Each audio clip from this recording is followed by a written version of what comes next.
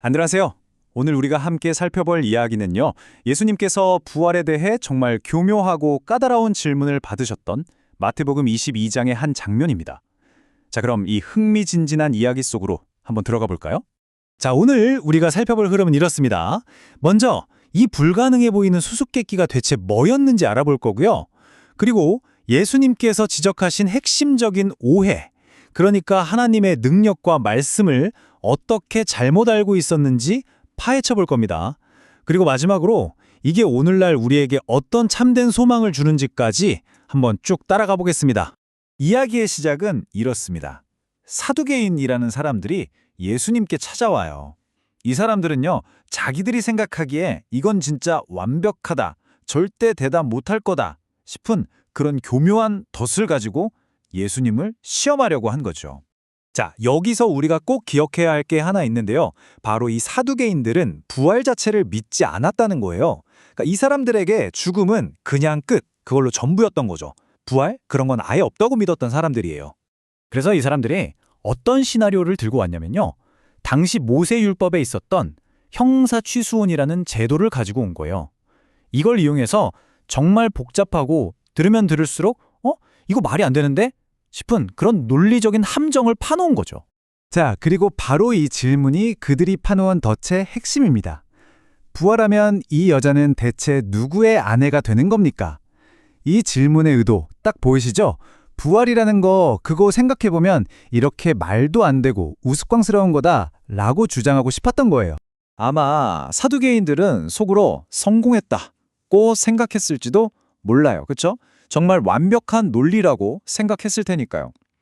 하지만 예수님은요, 이 질문에 직접 답하는 대신에 잠깐, 너희 질문 자체가 틀렸어 라고 말씀하십니다. 그러니까 문제의 뿌리, 그 잘못된 전제를 정확하게 짚어내시는 거죠. 예수님의 답변은 정말 한마디로 핵심을 꿰뚫습니다. 너희가 크게 오해하고 있는데 그 이유는 두 가지다. 첫째는 성경을 모르고 둘째는 하나님의 능력을 모르기 때문이다. 와, 정말 강력하죠? 자, 그럼 첫 번째 오해부터 한번 자세히 들여다볼까요? 바로 하나님의 능력을 제대로 알지 못했다는 점입니다. 이 사두개인들의 생각이 어떻냐면요. 부활해서 천국에 가도 지금 우리가 사는 세상이랑 똑같을 거라고 상상한 거예요. 그러니까 자신들의 이 땅의 경험과 논리라는 작은 상자 안에 영원한 하나님의 세계를 가두려고 했던 거죠. 이건 사실 하나님의 능력을 너무나도 작게 보는 생각 아니겠어요? 예수님께서는 아주 명확하게 선을 그어주십니다. 이 땅에서의 삶과 부활 후의 삶은 전혀 다른 차원의 이야기다. 이렇게요. 이 땅에서 결혼하고 아이를 낳는 건 유한한 삶을 이어가기 위한 거잖아요. 하지만 영원한 생명을 얻는 부활 후에는 그런 지상의 제도가 더 이상 필요 없다는 겁니다. 우리는 마치 하늘의 천사들과 같이 될 거라고 말씀하시는 거죠. 자, 이제 두 번째 오해로 넘어가 볼게요. 바로 하나님의 말씀을 제대로 몰랐다는 겁니다. 여기서 예수님께서 정말 기가 막힌 방법을 쓰시는데요.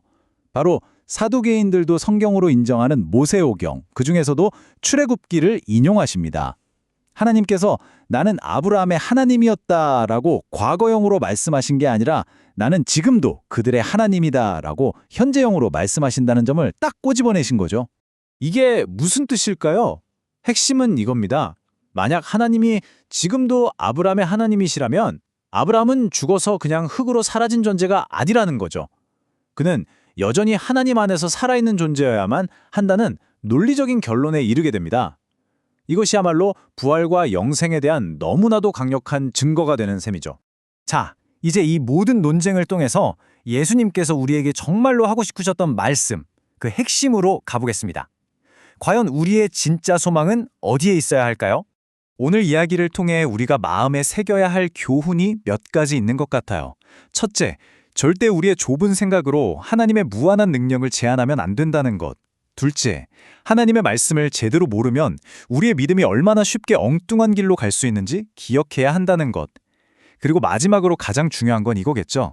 우리의 관심이 천국이 어떨까 하는 세세한 디테일이 아니라 살아계신 하나님과의 영원한 관계 자체에 있어야 한다는 겁니다.